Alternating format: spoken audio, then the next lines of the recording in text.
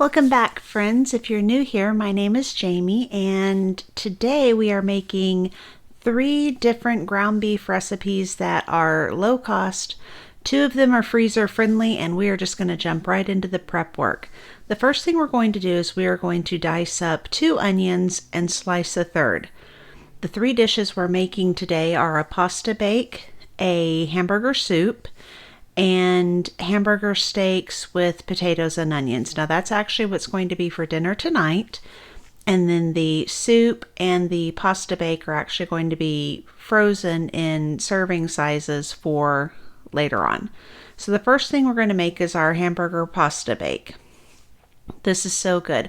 But while I already had the pans out, I just decided to go ahead and also brown up the meat for the hamburger soup. My stove was already on, it was ready to go. It just seemed like a good thing to do. Now you will see here in a second that I realized I made an error. I meant to put 2 pounds of ground beef in the pasta bake and 1 pound in that other pan. So you'll see me grab another pound of hamburger meat and set it on the back of the stove to start thawing because I boo-booed. So what I did was I just added the meat that I was cooking for the soup and put it over there.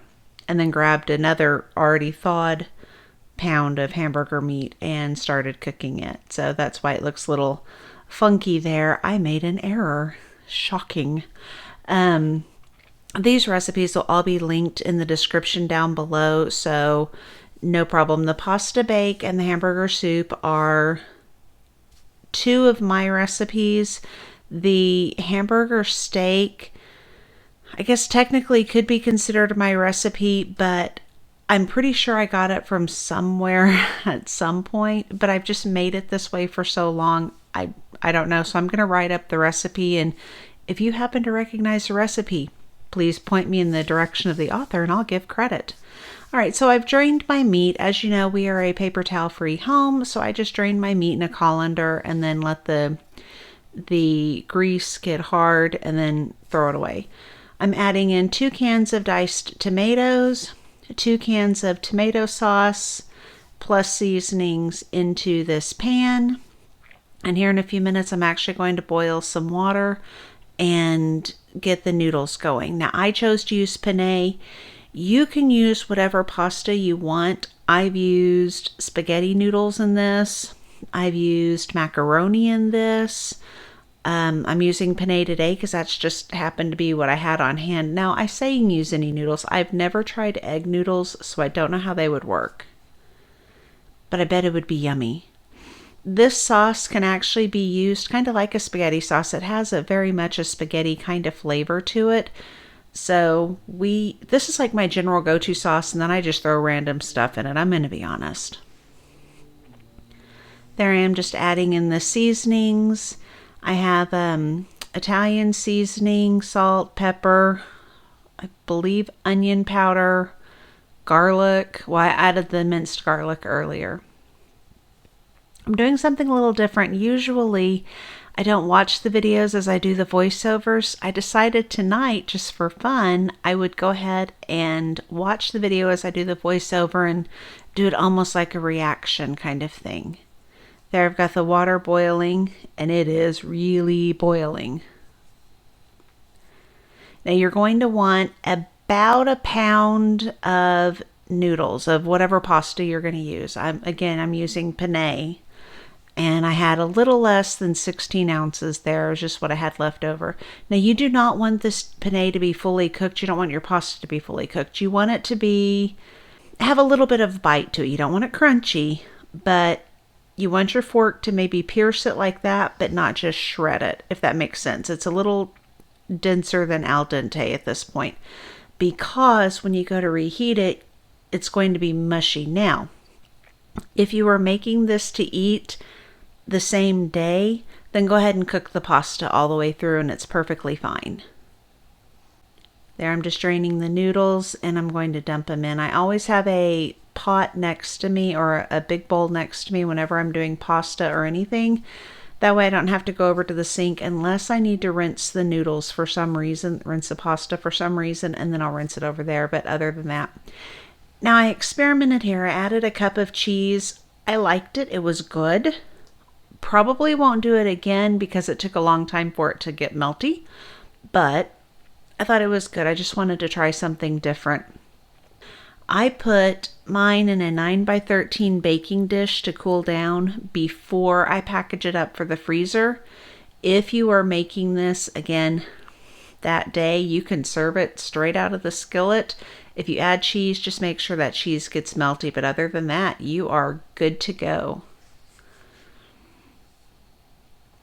Now this actually makes, for my family, 4 freezer meals. I store it in quart-sized bags, and yeah, we can eat on it 4 times, so that's cool. So this next one is a hamburger soup, and I've heard this called hamburger soup, which is what I've always called it. I've also heard it called poor man's soup. It is literally a dump and go, other than you have to brown the meat, which I've done. Then you just put in your seasonings, your spices, whatever vegetables you have on hand. Normally I have green beans on hand. I don't at the moment, or I would have put green beans in here. You can put really whatever vegetables you want to in this. You are just making the world's cheapest beef soup to make, but it is so flavorful. So good. And then you just cook it in your crock pot for 7 hours. Now, I add 3 cups of beef broth to it and then 1 cup of water. You can just add straight water if you want. I like the richness that the beef broth gives it, and it just really makes for a good filling meal. And I'm a firm believer in stretching my budget with potatoes, because let's face it, potatoes are generally a lower cost option and they make a very filling meal. And I love adding it to things where I've already got vegetables and a protein. So you'll see me cook a lot with potatoes. Besides that, I just love potatoes. They're just the perfect food for me. This really is a super easy soup recipe. And again, this went into my freezer once I got it all cooled down.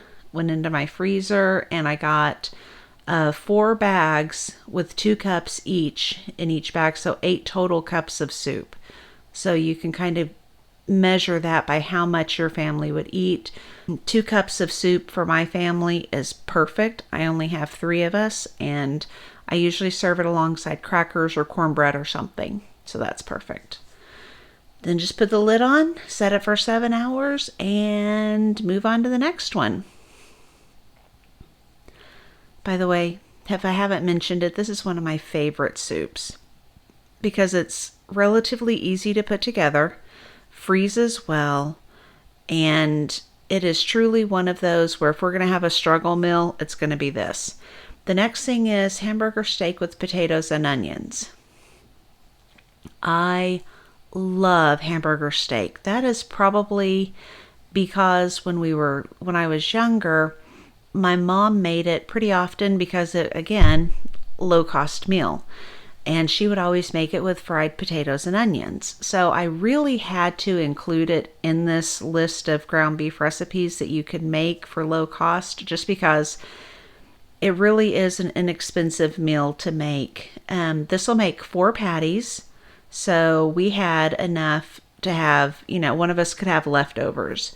Now, my son really isn't a huge fan of this, so we usually just make him a burger and call it good. So I just had fun here. I was acting like I was going down to grab the meat up.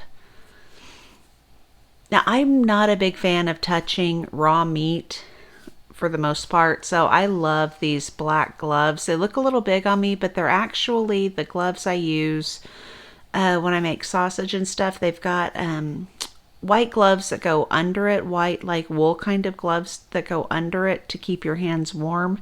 I didn't have them on there, so the gloves were kind of sliding around a bit. You're going to put these in the skillet and you're going to cook them for about 5 minutes on each side. I press mine down a couple of times when they're in the skillet. So cook it for 5 minutes, flip it over, cook it 5 minutes more, and then you're going to add your potatoes and onions in on top of it, as well as 2 cups of water, and then you are going to let that cook for about 20 25 minutes, depending on how thick you depending on how thick you cut your potatoes. You just want your potatoes to be done to your liking. The onions and everything will cook just fine. Now what I do after I pull this out, and you'll see me do it here in a second, is I leave all the juice in there, all the broth in there, and then I add a little bit of flour. Now, when I was making this, I added the flour. I was not paying attention and grabbed the wrong size spoon. So I'm going to tell on myself here. I actually had to strain the flour out, the lumps out a little bit, because I just added way too much flour. You don't want to add as much flour as you see me add here. I usually add about a teaspoon of flour. I grabbed a tablespoon, didn't pay attention, dumped it in, and I was never going to get that flour incorporated. But if you do want to do that, add about a teaspoon of flour into your broth and whisk it around until the lumps are gone. And it makes the most delicious gravy to pour over this hamburger steak and potatoes. And I gotta tell you, this was so delicious. I thoroughly enjoyed this meal. It took me back to my childhood, which, I don't know, lately I've been wanting some of my childhood meals. I don't know why. It's just comfort food. See how tender that is to just cut into? It's not dried out at all. It is just so good. And there's that good rich broth I was talking about that you can add. See, I put way too much flour in there. That you can add the flour to make a good gravy. And then you can pour the gravy over the other things. Now, I have since repurposed the potatoes today. I had leftover potatoes, and I repurposed them into mashed potatoes, and then added a little bit of this gravy on top of it because we had a little bit left over, and it was really fantastic. Thank you all so much for watching. If you have enjoyed this, please feel free to like and subscribe to be notified whenever I upload more videos, which is usually at least twice a week, sometimes 3 times a week. Bye.